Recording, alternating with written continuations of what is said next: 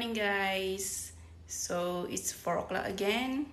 It's another duties ng mga nanay. Today, mag-prepare ulit ako ng school lunch.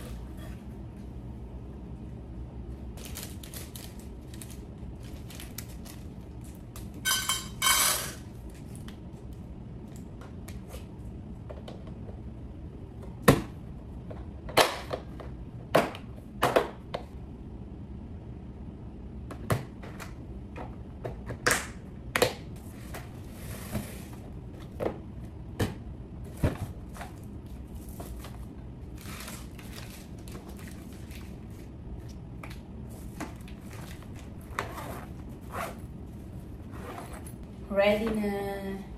Ito nilalagay ko na lang sa kanyang bulsa, sa kanyang bag. Backpack, school bag. Kasi hindi kasya dito. Maliit na yung baunan niyang to. So yeah, that's it.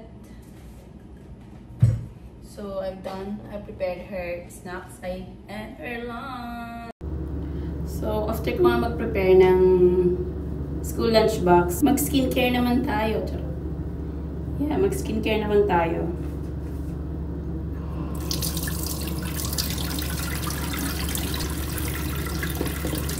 Kunti na lang.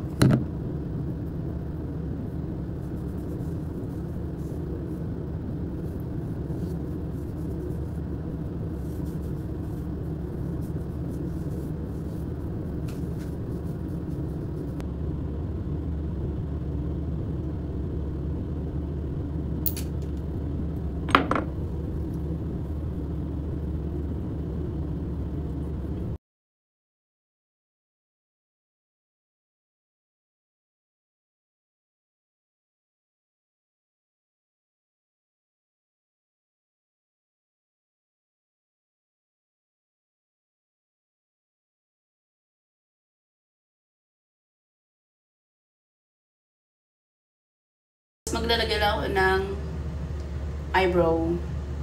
Yun lang, walang masyadong kasi dito lang naman tayo sa bahay. Lalabas lang naman tayo, maghatid, magsundo. Yun lang naman. No need makeup na. Basta may tayo, may moisturizer, sunblock. Tapos yung may moisturizer yung lips natin na nagda-dry. So yun lang, as simple as that.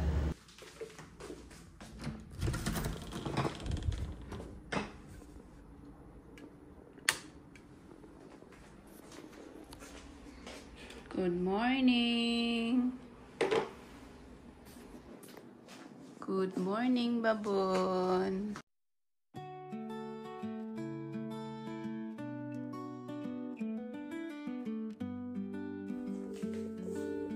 Daddy, don't answer.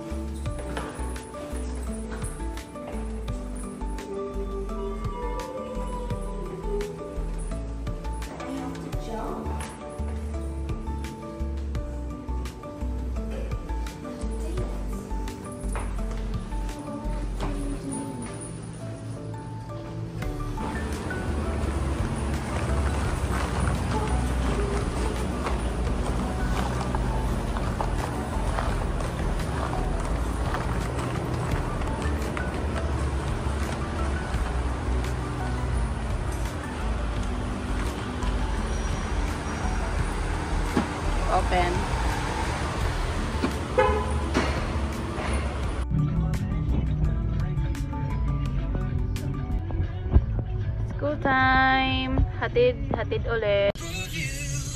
Magandang umaga mga kabarangay. Hello, passenger princess. Welcome sa Barangay Alas 97.1 Forever. Ito po ang programang Pot and Friends, mga Good kabarangay. morning, my student. Gulat kayo. Siyempre, worry sila kasi kung hindi umabot na sa bilang, mabablackling sila.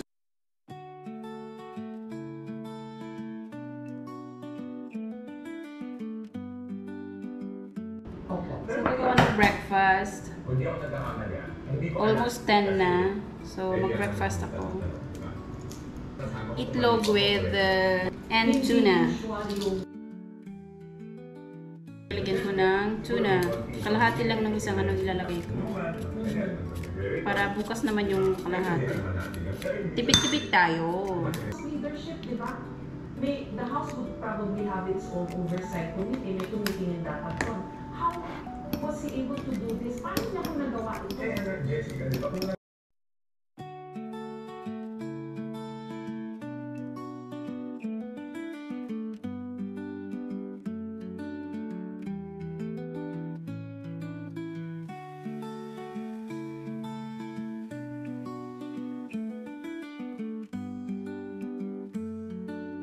Luto rin ako ng paksiw. Paksiw na galunggong. Tapos, siguro kalahati, ulamin ko ganun na paksiw. And then, kalahati din, ingay. Kalahati din, ipiprito ko siya. Gusto ko yung ano, yung ipaksiw muna bago iprito. Masarap kaya nun. Dami kong makakain na kanin. Nagluto din pala ako ng ano, nagluto rin pala ako ng nilagang saba. Ewan ko kung gusto to ni Emma. And then, galunggong. Sana luto na siya kasi kailangan ko nang magsundo. I think luto na yan. I-off ko na.